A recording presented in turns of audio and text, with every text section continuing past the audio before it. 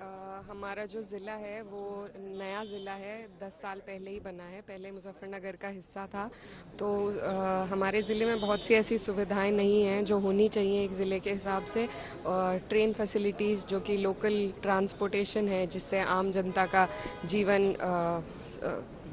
जीवन जीने में उन्हें ईजी रहता है, तो वो सारी हमारे पास ट्रांसपोर्टेशन फैसिलिटीज़ अभी नहीं है।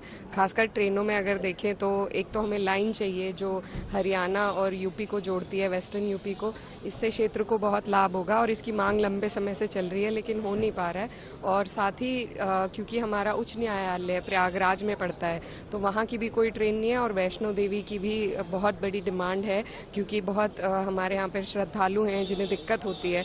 तो यही हमारी कोशिश है मंत्रालय से कि इन हमारी क्षेत्र की समस्याओं का संज्ञान लेकर उनका निस्तारण किया जाए। तो यही क्योंकि क्षेत्र की समस्या थी, तो ये उठाना हमारा फ़र्ज़ है। हमारा जो ज़िला है वो नया ज़िला है, 10 साल पहले ही बना है। पहले मुजफ्फरनगर का हिस्सा था। तो हमारे ज़िले में बहुत सी ऐसी सुविधाएं नहीं हैं जो होनी चाहिए एक ज़िले के हिसाब से। और ट्रेन फैसिलिटीज़ जो कि लोकल ट्रांसपोर्टेशन है, जिससे आम जनता का जीवन जीने में उन्हें ईजी रहता है, तो वो सारी हमारे पास ट्रांसपोर्टेशन फैसिलिटीज़ अभी नहीं है। खासकर ट्रेनों में अगर देखें तो एक तो हमें लाइन चाहिए जो हरियाणा और यूपी को जोड़ती है, वेस्टर्न यूपी को। इससे क्षेत्र को बहुत लाभ होगा और इसकी मांग लंबे समय से चल रही है, लेकिन हो नहीं पा रहा है। और साथ ही क्योंकि हमारा उच्च न्यायालय प्रयागराज में पड़ता है, तो वहाँ की भी कोई ट्रेन नहीं है। और वैष्णो देवी की भी बहुत बड़ी डिमांड है, क्योंकि बहुत हमारे यहाँ पर श्रद्धालु हैं जिन्हें दिक्कत होती है। तो यही हमारी कोशिश है मंत्रालय से कि इन हमारी क्षेत्र की समस्याओं का संज्ञान लेकर उनका निस्तारण किया जाए। तो यही क्योंकि क्षेत्र की समस्या थी, तो ये उठाना हमारा फ़र्ज़। हमारा जो ज़िला है वो नया ज़िला है, 10 साल पहले ही बना है। पहले मुजफ्फरनगर का हिस्सा था। तो हमारे ज़िले में बहुत सी ऐसी सुविधाएं नहीं हैं जो होनी चाहिए एक ज़िले के हिसाब से। और ट्रेन फैसिलिटीज़ जो कि लोकल ट्रांसपोर्टेशन है, जिससे आम जनता का जीवन जीने में उन्हें ईजी रहता है, तो वो सारी हमारे पास ट्रांसपोर्टेशन फैसिलिटीज़ अभी नहीं है। खासकर ट्रेनों में अगर देखें तो एक तो हमें लाइन चाहिए जो हरियाणा और यूपी को जोड़ती है, वेस्टर्न यूपी को। इससे क्षेत्र को बहुत लाभ होगा और इसकी मांग लंबे समय से चल रही है, लेकिन हो नहीं पा रहा है।